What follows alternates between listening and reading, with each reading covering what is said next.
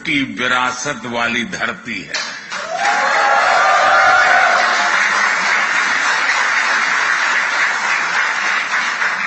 और जब बुद्ध की बात आती है तो जो युद्ध नहीं, शांति पर विश्वास करती है। જ્યારે વડાપ્રધાન તેમ કહેતા હોય કે ભારત બુદ્ધની વિરાસતવાળી ધરતી છે, આગળ એમ પણ બોલે છે કે જ્યારે બુદ્ધની વાત આવે તો યુદ્ધ નહીં પરંતુ શાંતિની વાત આવે છે।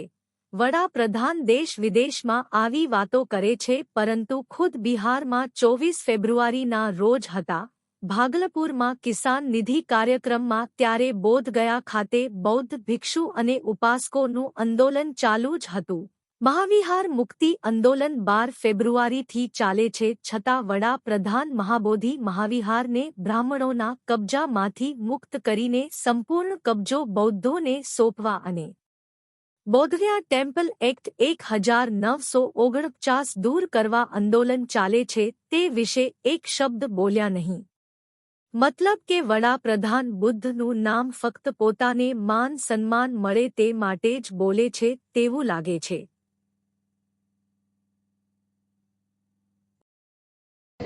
कैसे आपने सहयोग किया था, तो यही है कि मैं सर्वप्रथम भिक्खु संघ को और भिक्खुनी संघ को मेरा वंदन, और दूर दराज से आए हुए उपासक उपासिका और भोपाल से आए हुए उपासिका स्पेशल अभी आए, उनका नाम लिया है, तो उनके लिए भी मेरा मंगल भाव। और आज मुझे लगता है 48वां दिन है, और इसमें वो हमारे भगवंत सागर आए हैं, धम्म सागर, तो ये पहले भी आ चुके हैं। यही है कि जो धम्म एक नीति और नियम को चलने के लिए बनाई हुई व्यवस्था है, और हम इसीलिए बैठे हैं नीति के साथ कि अनीति हमारे साथ हो रही है, अन्याय हो रहा है। महाबोधि महाविहार अनीति के माध्यम से अनीति वाले लोगों के पास में है। हम नीतिवान लोग चाहते हैं कि हमारी नीति हमारे पास आए, और ना हम नीतिवान सब धर्म को चलाए। जो व्यक्ति वहाँ जो 4 हिंदू 4 बौद्ध वहाँ की व्यवस्थाएं हैं, और 1949 का कानून बना है। उस टाइम भारत स्वतंत्र नहीं था, उस टाइम का एक कानून बना है। बाबा साहब आम्बेडकर ने स्वतः ड्राफ्टिंग कमेटी के है, और वह संविधान में सभी धर्म को सम्मान से जीने का हक है, वो कोई भी हो। तो यही है कि हम भी अपने धर्म के लिए हम सम्मान चाहते हैं। खाली हमारा एक महाबोधि महाविहार है, और महाबोधि महाविहार तथागत सम्यक संबुद्ध सिद्धार्थ ने गृह त्याग करने के बाद यहाँ इसी स्थली में आकर जो निरंजना नदी के तट पर उन्होंने बोधि वृक्ष के नीचे ज्ञान प्राप्ति की, और उसी ज्ञान स्थली के नीचे महान सम्राट अशोक ने ये बोधि जो टेम्पल जो कहते हैं आज महाविहार, तो वो बनाया था। कई सालों बाद अनागारिक धर्मपाल आए, और वो बोध गया मुक्ति का उन्होंने बिगुल बजाया, पर वो चल बसे। महाबोधि महाविहार मुक्त नहीं हुआ, और आज तक उस एक को खत्म करने के लिए 125 साल से आंदोलन चल रहे हैं। हमने 90 से लेकर वहां से चला चैत्य भूमि 6 दिसंबर के दिन डॉक्टर बाबा साहब आम्बेडकर की चैत्य भूमि मुंबई से चला कारवा। उसके बाद 92 से दीक्षा भूमि नागपुर से दिल्ली तक कारवा। वहाँ 4 बौद्धों की तो वहाँ नियुक्ति की गई थी, और यहाँ जो प्रज्ञाशील बनते इसी में है, और उनको भी मॉन्क इंचार्ज और वहाँ जनरल सेक्रेटरी बनाया था। तो ये आंदोलन वहां तक सीमित रहा। हम कमजोर पड़े, चारों हमारे मेंबर वहां गए, आंदोलन की रूपरेखा थोड़ी कमजोर होती गई। 5-6 साल जैसे तैसे 12 तक हमने चलाया। उसके बाद हमारा थोड़ा चलते रहा, हमने आंदोलन चलाते रहे, पर हमें कोई हार नहीं मिली थी। आज या आकाश रामा जी के नेतृत्व में 4-6 महीने से मीटिंगे होते होते अभी 12 फरवरी से बोध गया के धरती पर आंदोलनकारी आप लोग बैठे हुए हैं। उससे भी उन लोगों ने आधी रात में, रात के 12 बजे सबको उठाकर हटा दिया। एक भी पुनी नहीं उठती थी, उसको भी कमर में हाथ डालकर उसको अस्पताल में पहुंचा दिया। ये घिनौनी हरकत यहाँ की गवर्नमेंट ने की। तो ये है कि आज पहली बार नहीं, हमने लाठी डंडो पहले भी खाए। हमें बिहार का एक है, बिहार सरकार बदल सकती है, तो हमें इतना क्यों भूखा रहना पड़ रहा है? हमें क्यों भूखा मारना चाहती है?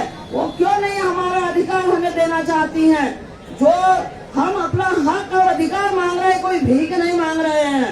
अगर ये व्यवस्था अगर गलत है तो उनके व्यवस्था में भी हमें दो। अगर भगवान बुद्ध विष्णु के अवतार हैं, इनके मंदिरों में क्यों नहीं पूजे जा रहे हैं? आखिर बुद्ध विहार में क्यों? इनके यहाँ कुत्ते, बिल्ली, गाय और सांप, बिच्छू और क्या क्या वहाँ पे मंदिरों में पूजा हो रही है, जानवर की तक। पर एक हमारे बुद्ध अगर ज्ञान की वहाँ नहीं, और कहते कि वो विष्णु के अवतार थे। और यहाँ पे भी मोक्ष आत्मा बुद्ध ने नहीं माना, अनात्मवादी भगवान बुद्ध थे। भगवान बुद्ध ने ईश्वर पर चर्चा होती, अगर ईश्वर है तो ईश्वर को भी किसी ने पैदा किया होगा। ये व्यवस्थाएं थी, पर आज इनकी व्यवस्था ऐसी है कि जबरदस्ती हमें थोप कर चाहते हैं कि हमारा मोक्ष बोध गया। अरे बोध गया में क्यों? आखिर जब हमारा सारनाथ था, उन्होंने वहाँ काशी का स्थान पैदा कर दिया कि वहाँ सबसे बड़ा है जी, काशी में नहाने से स्वर्ग मिलता है। नहाने से स्वर्ग मिलते तो मेंढक और मछलियां और कछुए, अन्य प्राणी जीव वहाँ रहते, वो उनको तो बहुत पहले मिलना चाहिए था। तो ये भगवान बुद्ध के बुद्धिज्म के ये व्यवस्था है कि हमें मोक्ष की प्राप्ति नहीं, हमें मुक्ति चाहिए। और हमारा महाबोधि, महाविहार, इन 4 जो हिंदुओं के कब्जे में है, उनसे हमें मुक्त होना चाहते हैं। आप हट जाओ, तुम्हारे पास बहुत सारी जगहें हैं। हम अल्पसंख्यक में आते हैं, हमारे पास अल्प भूमि है। इस छोटी सी भूमि पर भी तुम्हें कब्जा करे बैठे, वही तुम पिंडदान करते हो। वहाँ पिंडदान से जानवर भूखे रहते, भूखे को रोटी, प्यासे को पानी, थके को आसन, निर्धन का दोन। ये बुद्धिज्म कहलाता है।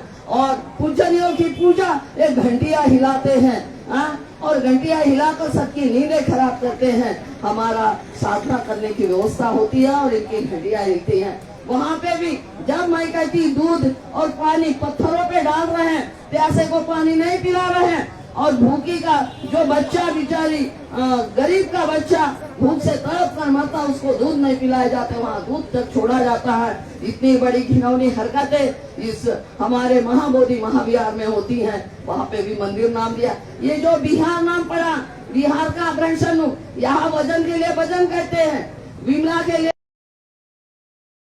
और बहुत सारे प्रसन्नजित थे। अजातशत्रु, बिंबिसार यहाँ की धरती रही है, आम्रपाली भी यहाँ की हुई है। आप जानते ही है इस जगह को।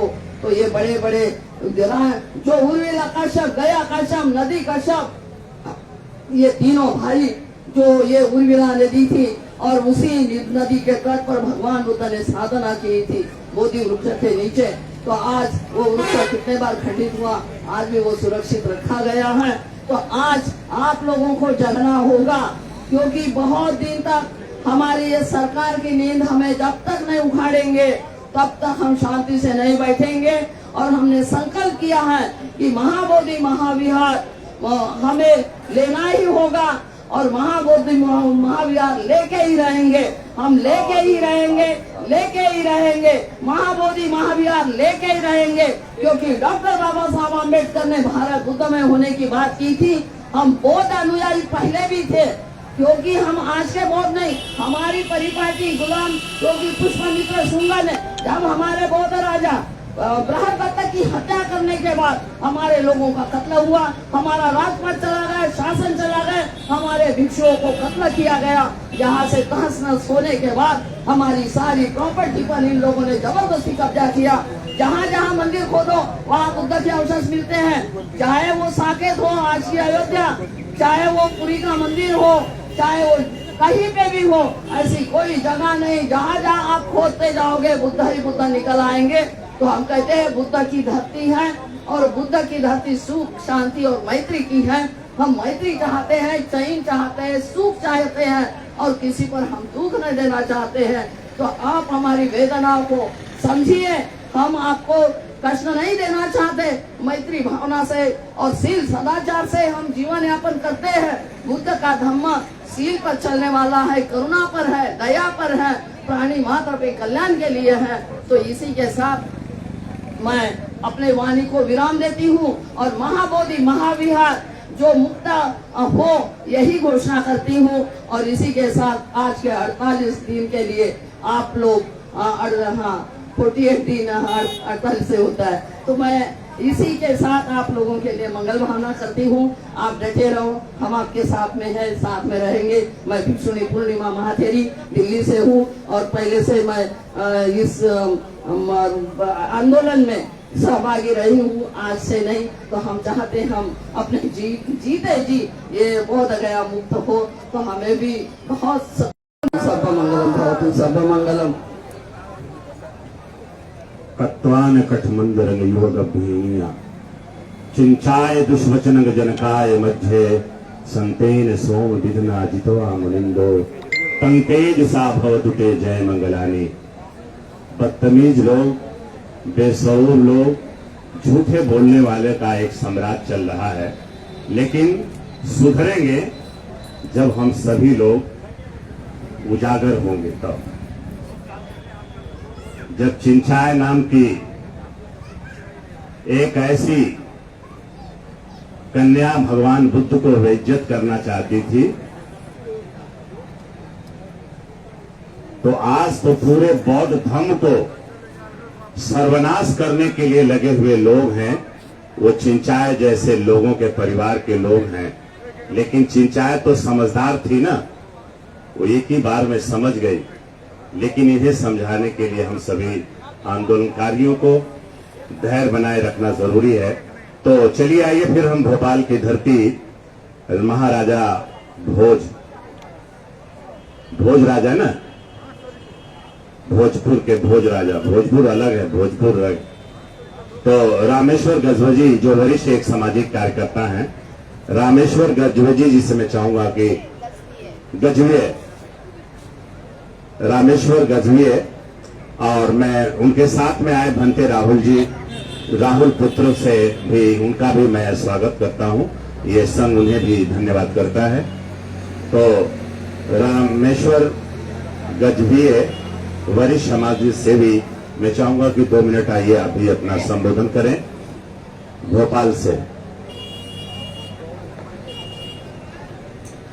भोपाल एक ऐसी जगह है जहां तथागत भगवान बुद्ध के यादगार में सांची स्तूप बड़ा ही मशहूर है।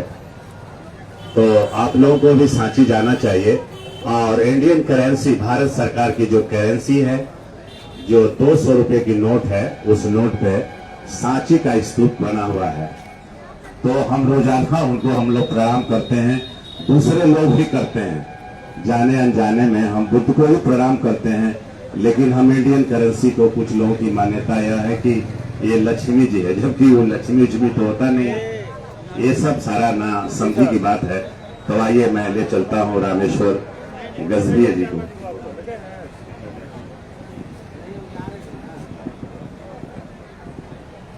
विश्व शांति के अग्रदूत डॉक्टर बाबा साहेब अम्बेडकर,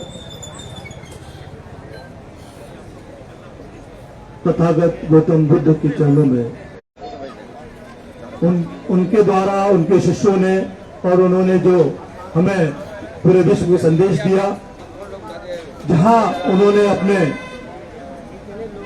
कर कमलों से इस धरती को पावन किया, उस धरती पर हमें उसको मुक्त कराने के लिए आंदोलन करना पड़े। बड़ा शर्म का विषय है कि यह नहीं होना चाहिए था। जो 1949 का जो एक्ट है, जो लागू हुआ था उस समय, और स्वतंत्रता आंदोलन के बाद जब देश आजाद हुआ, सारे कानून रद्द किए गए। पुनः बनाए गए। उसके अलावा भी जब देश में संसद द्वारा नया कानून लागू हुआ उस समय भी काफी कानून बदले गए, तो ये कानून ही बदल दिया जाना चाहिए था। लेकिन मनोवादियों द्वारा जो कि उन्हें इस पावन धरती से उनको जो लाभ मिल रहा है उस लाभ को अर्जित करने के लिए, उस लाभ की पूर्ति के लिए उन्होंने कुछ कूटनीतियां ऐसी रची कि सारे भारत के लोग हमारे साथ, काफी उम्र के लोग भी यहाँ हमारे साथ उपस्थित इस धरने में शामिल होने के लिए आए हैं। 70-80 साल की महिला जो ढंग से चल नहीं पाती, कुछ बैठ नहीं पाती, वो भी आपके साथ इस संघर्ष में भागीदारी दे रही है। और काफी लोग उस क्षेत्र से इसके पहले भी 2-3 बार हमारे भोपाल से लोग यहाँ आपके आंदोलन को समर्थन देने आए हैं। आज कल ही हमने बहुत बड़ा आंदोलन वहाँ भोपाल में बुद्ध अनुयायियों द्वारा आयोजित किया था और उसमें अपार लोग शामिल हुए हैं। उसका सभी सोशल मीडिया पे चल रहा है। और एक चीज और मैं चाहूंगा आप सभी से, हमें बहुत सहयोग मिल रहा है इस आंदोलन का और सभी सहयोग कर रहे हैं। ये सोशल मीडिया पे बहुत पॉपुलर हो रहा है क्योंकि स्ट्रीम मीडिया हमें बता नहीं रहा बिल्कुल, तो एक इतना सा भी किसी मीडिया पे, स्ट्रीम मीडिया पे नहीं आता है। हम सोशल मीडिया के द्वारा ही इस आंदोलन को चला रहे हैं। तो मैं चाहूंगा जितना भी हम इसको सपोर्ट कर सकते हैं सोशल मीडिया पे पूरी तरह सपोर्ट करें, कई तरह की आइडिया बनाए और सपोर्ट करें। किसी भी तरह शासन प्रशासन को ये कानों में ये बात पहुंचनी चाहिए और मजबूर होके नहीं, वो आंदोलन हमें सफल होगा। ये हम संघर्ष जो कर रहे हैं इसीलिए कर रहे हैं कि ये आंदोलन को हम मूर्त रूप दें, इसको सफल बनाएं और सफल होगा।